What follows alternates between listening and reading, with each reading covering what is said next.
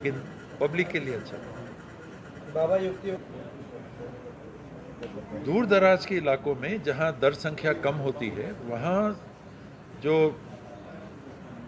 केंद्र सरकार और राज्य सरकार के निर्णय हैं कि एक निश्चित भौगोलिक क्षेत्र में आबादी को नहीं देख के, दर संख्या को नहीं देख के शिक्षा की सेवा उपलब्ध कराने के लिए एक स्कूल खोलना चाहिए। 1 किलोमीटर में एक प्राइमरी स्कूल, एक गांव के अंदर एक मिडिल स्कूल, 5 किलोमीटर में हाई स्कूल, 7 किलोमीटर में हायर सेकेंडरी स्कूल, इसका पालन होना चाहिए। क्योंकि देश में शिक्षा के गारंटी का कानून, अधिकार, गारंटी नहीं, सॉरी, गारंटी दूसरी चीज हो जाती है, शिक्षा के अधिकार का कानून लागू है। उस शिक्षा के अधिकार का बुनियादी चरण प्राथमिक शिक्षा होती है। तो उस प्राथमिक शिक्षा को, केंद्रों को बंद करना तो दूर, सरकार को चाहिए कि नर्सरी, KG1 और KG2 की शिक्षा भी प्राइमरी स्कूल में चालू करें या आंगनबाड़ी में चालू करें। एक फॉर्मल शिक्षा की व्यवस्था नर्सरी, KG1, KG2 की चालू होनी चाहिए। बंद होने का तो बात नहीं है। जहां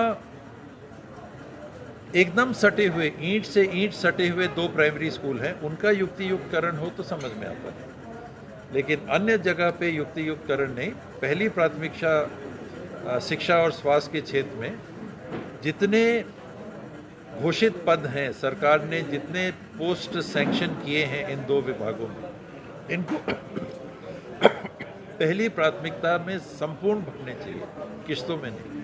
बाबा लोकसभा चुनाव ये तो बड़ी जिम्मेदारी है, ये एक अनिवार्य जिम्मेदारी है कि शिक्षा और स्वास्थ्य के क्षेत्र में समझौता नहीं किया जा सकता, नहीं किया जाना चाहिए। और शिक्षा मंत्री जी ने तो 33 या 32 या 36 हज़ार पोस्ट के लिए कहा। मेरा ये मानना है कि समस्त पद करना चाहिए। कांग्रेस के समय भी सरकार नहीं कर पाई तो वो मैं कमी मानता हूँ। डॉक्टर्स की, नर्सेस की, टेक्नीशियंस की अगर कांग्रेस की सरकार भी पूरी नहीं कर पाई तो वो भी एक कमी मानता हूँ। कोई भी सरकार की पहले नहीं हुआ तो हम भी नहीं करेंगे, ये गलत है।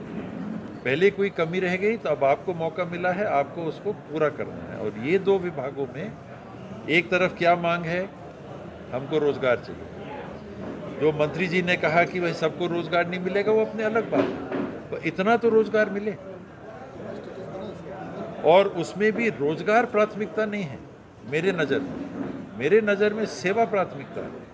शिक्षा और स्वास्थ्य के क्षेत्र में सेवा उपलब्ध होनी चाहिए नागरिक को, और उसका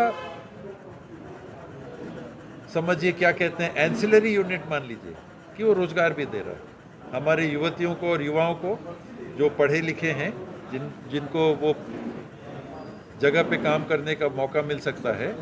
वो मेरे लिए दूसरी प्राथमिकता है। पहली प्राथमिकता सेवा उपलब्ध कराना। पढ़ाई नहीं हो रही, आप खुलेआम मंच में, मीडिया में डिस्कस करते हैं, आप कहते हैं कि रिपोर्ट आई है कि 8वीं 10वीं कक्षा तक के 50% बच्चे पढ़ के नहीं बता पा रहे हैं कि किताब में क्या लिखा है। वो कैसे होगा अगर आपके पास टीचर नहीं है और आप शुरू से ही उनको ABCD अच्छे से नहीं पढ़ा पाओगे, तो वो 10वीं भी पहुंचते तक कितना पढ़ पाएंगे। आप खुद आंकड़ों को प्रमाणित तौर पे प्रस्तुत कर रहे हैं कि हमारे देश में शिक्षा की ऐसी स्थिति है, तो वो क्यों है? इसलिए है कि वहाँ पर आपने लोगों को ही तैनात नहीं किया है। आप स्वास्थ्य की सेवा नहीं पहुँचा पा रहे। क्यों नहीं पहुँचा पा रहे? बिस्तर में उठा के लाना पड़ रहा है और दूर दूर आपको जाना पड़ रहा है। क्यों? क्योंकि जो पास का केंद्र है वहाँ पर आप पूरे डॉक्टर्स हो या स्टाफ हो या नर्स हो, उसको उपलब्ध नहीं करा पाए। तो ये किस्तों में ये 2 विभाग नहीं चलना चाहिए। एक मुश्त यहाँ पर भर्ती, दूसरे विभागों की भर्ती, वो विभाग वाले नाराज होंगे